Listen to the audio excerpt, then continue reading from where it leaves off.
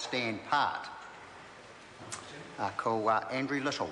Mr Chairman, thank you very much to the opportunity to speak yet again on this important bill. And so really I just want to take this opportunity to prevail upon the Minister and the Chair to answer the question that I think has been put in both the first and the second reading, even though we haven't had the benefit of closely studying the transcripts of each of those readings.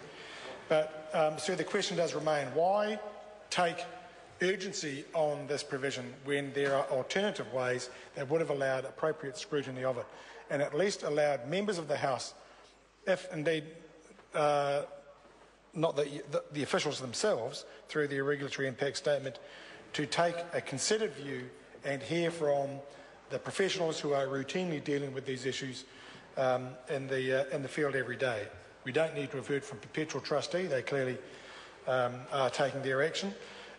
Because were it not for urgency, the Minister would stand fully and wholly and unequivocally congratulated for the stance she is taking.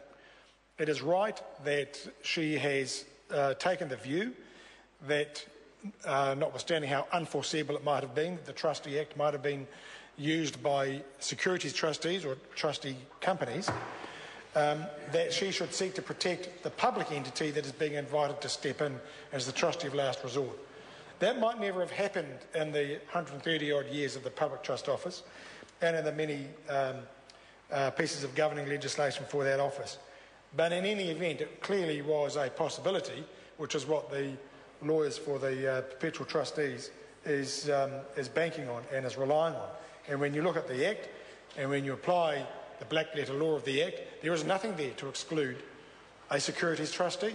It simply refers to trustees of a trust, of any trust. It is very widely drawn, that particular provision of the 1956 Act. So it was certainly a possibility on a simple reference to the Act. The fact that we had a whole swag of failing finance companies from 2008, I would have thought would have prompted someone in the bureaucracy, if not indeed the Cabinet, the Executive, to think about the potential risks of just this sort of thing happening. Each of those finance companies were required to have a trustee. The basis on which deposits were to be taken was that there would be a trust sitting over them so that they could not be used for anything other than the purposes for which the deposits were provided or sought.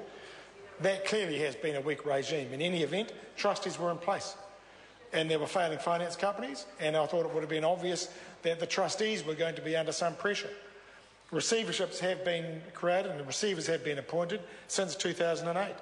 The issue should have been triggered at least within the bureaucracy, that part of the bureaucracy that deals with commercial issues. The old Ministry of Commerce, the old Ministry of Economic Development, now currently the Ministry of Business, Innovation and Employment.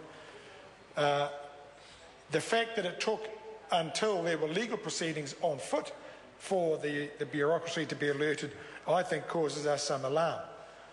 But even then, the proceedings were on foot and it was not noticed until just recently, which has prompted this flurry of activity and urgent action, is equally alarming. But then when it comes to the Executive and the Minister considering what steps to take, alternatives to urgency I think we are entitled to expect, should be considered. And the question remains for the Minister and the Chair to answer why or what other alternatives other than urgency were considered, and why was urgency, in the event that other alternatives were considered, why was urgency preferred? Because there are alternatives that would have preserved the position. Clearly, Perpetual Trustees in relation to their failed trusteeship of Capital Merchant Finance are outside the net, and there is a risk to the public purse, or at least to the public trust, and the public purse that they hold.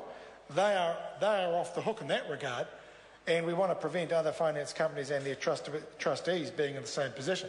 But that could have been achieved simply by the draft legislation having a start date, and that date being effective once the legislation took effect, even if it was retrospectively.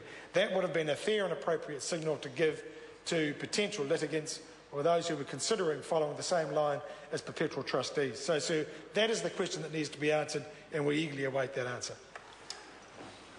The Honourable Judith Collins. Thank you, Mr Chair. Look, the question's been raised about the urgency